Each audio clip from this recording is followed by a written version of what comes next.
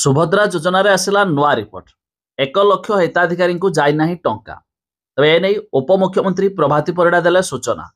तबे यह टंका कहीं जाइना द्वितीय किस्त तृतीय किस्त पुणी टंका मिलिबो कि कौन रही अपडेट जहाँ विषय जानिबा शेष पर्यंत देखंतु।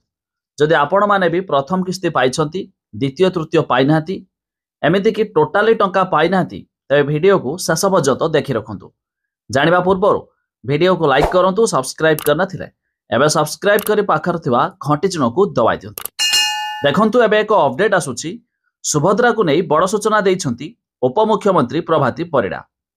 से कहिछंती द्वितीय किस्तीरु 1 लाख महिला वंचित होइछंती।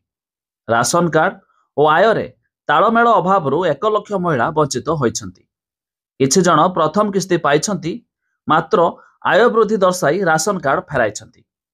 तेरे प्रभाती आहुरी कहिछंती जे किए गाड़ी किनिछंती तो किए 5 एकर जमी न थाई अधिक धान मंडी रे देइछंती। एने मार्च 31 पर 1-to-1 सर्वे मध्य कराजिबो। तबे राखी पूर्णिमा रे योग्य हिताधिकारी द्वितीय किस्ती पाइबे। तबे मार्च 31 पर्यंत जे मानको 21 वर्ष हेइथिबो सेमाने मध्य आवेदन करि पारिबे।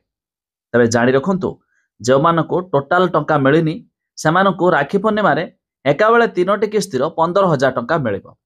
ता छड़ा जे मानको प्रथम किस्ती मिलिछि द्वितीय किस्ती मिली नाही सेमानको भी मध्य राखी पूर्णिमा रे एका बेले 10,000 टंका मिलिबो।